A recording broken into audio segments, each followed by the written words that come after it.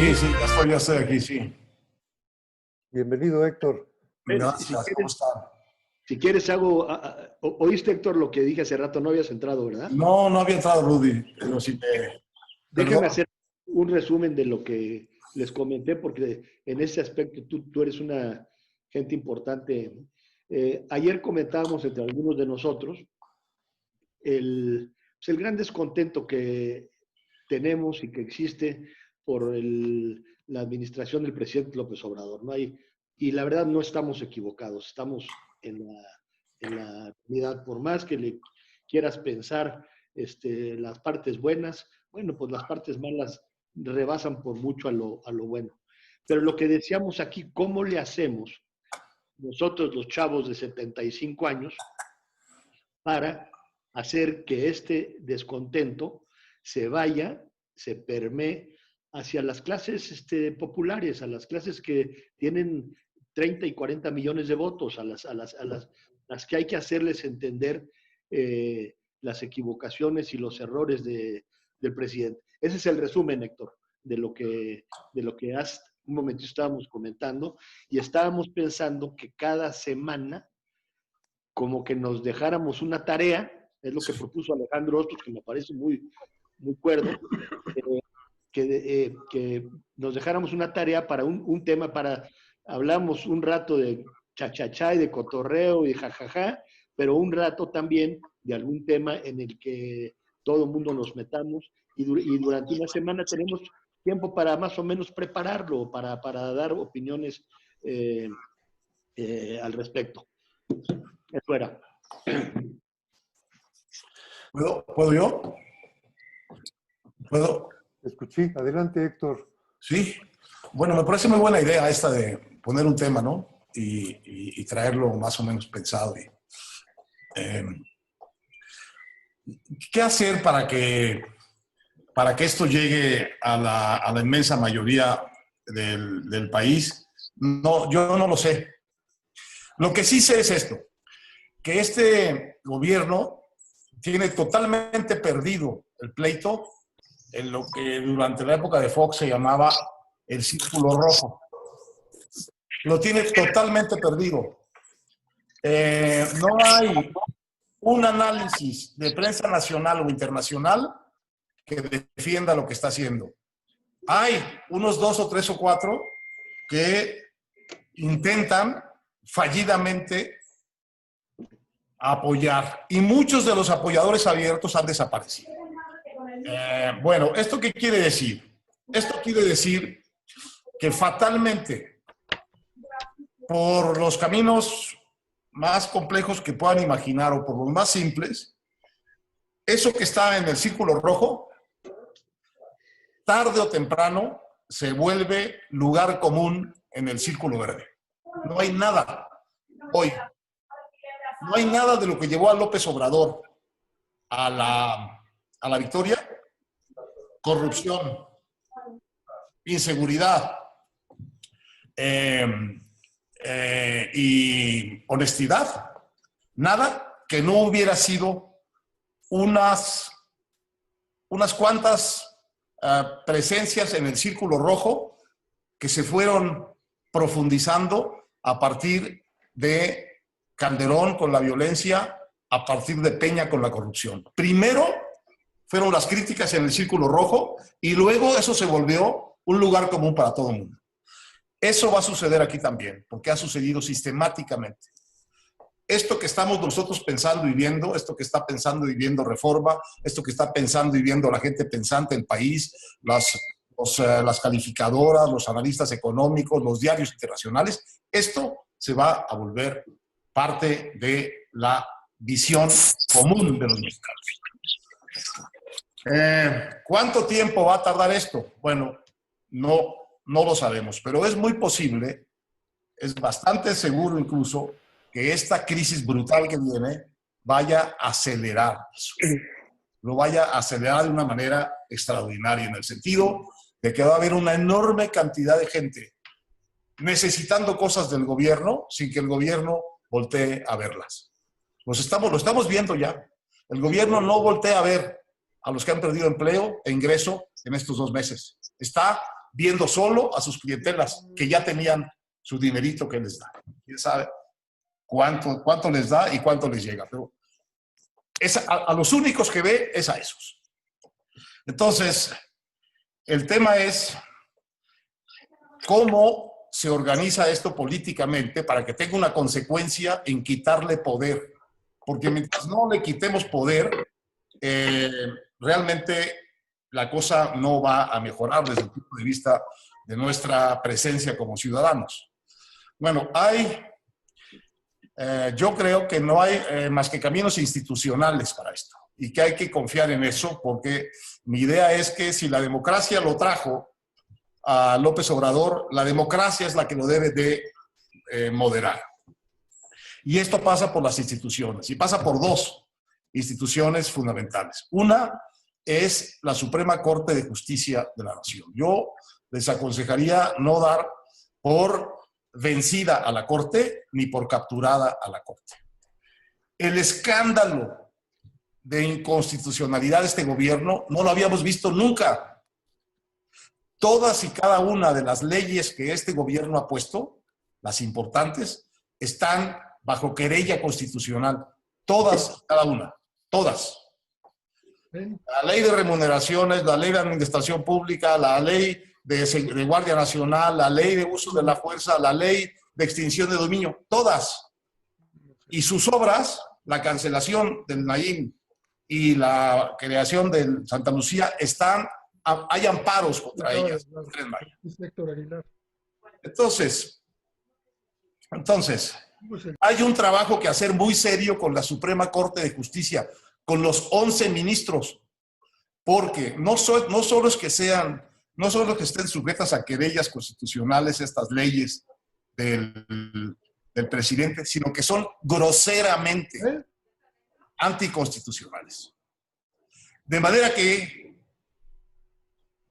ningún ministro, ningún abogado con un mínimo pundonor puede aprobar eso y argumentar quién sabe qué para decir que eso es constitucional.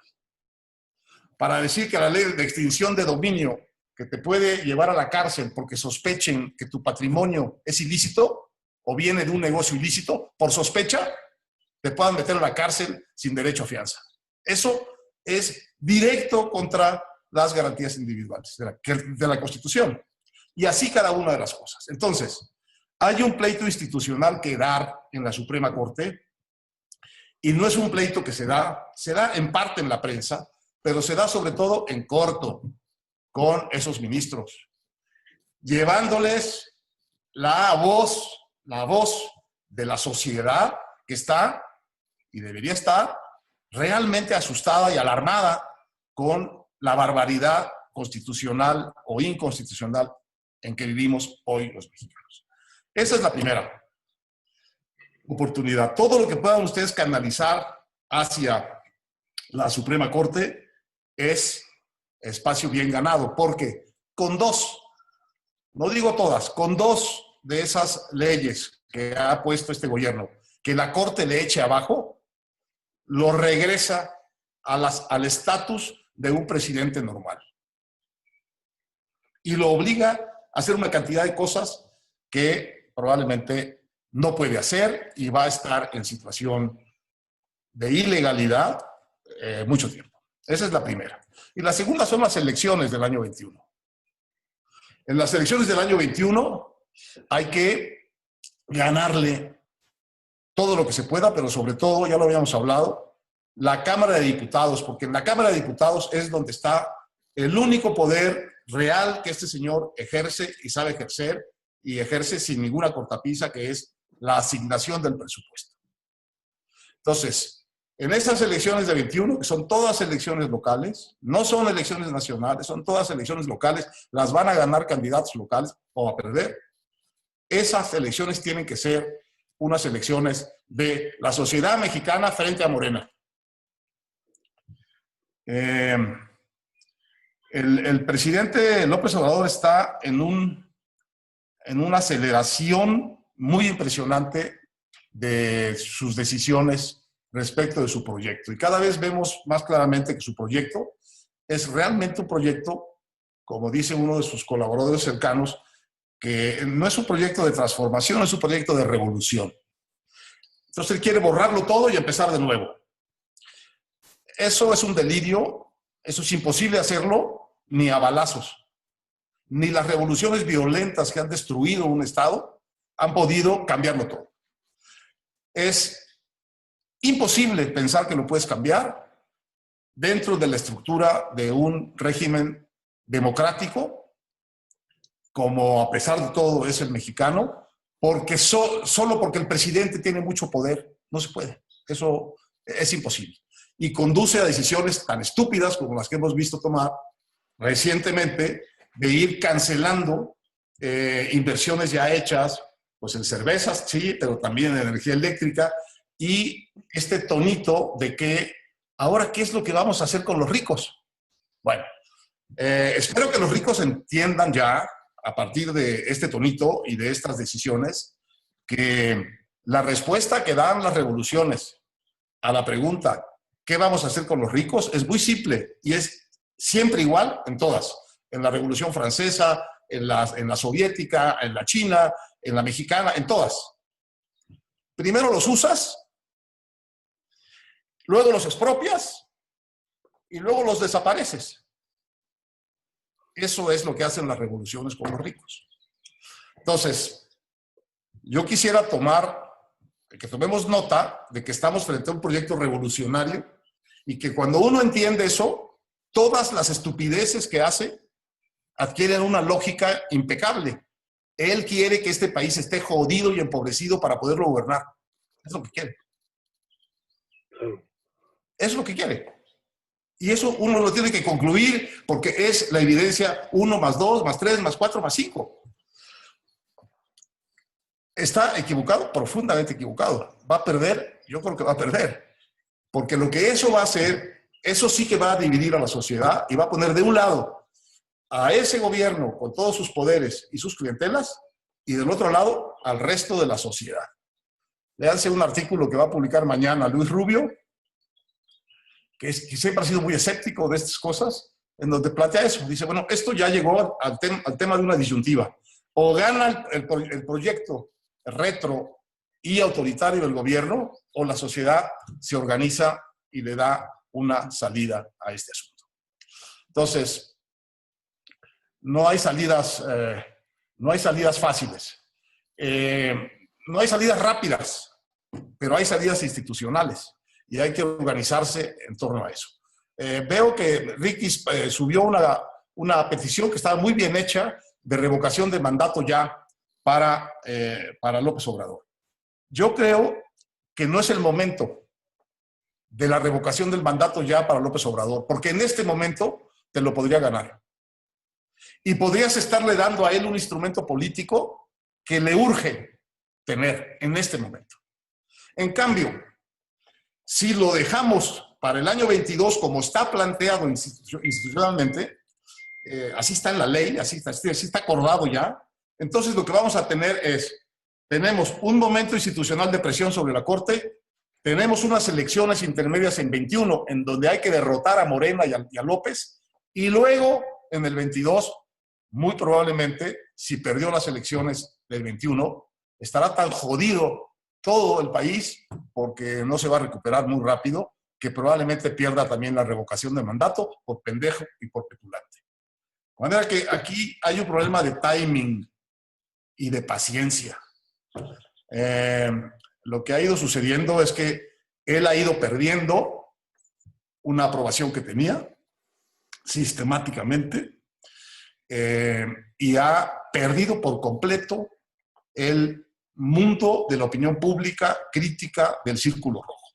Y eso es una garantía de que se va a desfondar su popularidad poco a poco y que el Círculo Verde va a ir poco a poco tomando todo lo que está, como ha sucedido otras veces en el Círculo Rojo. De manera que esas son mis perspectivas.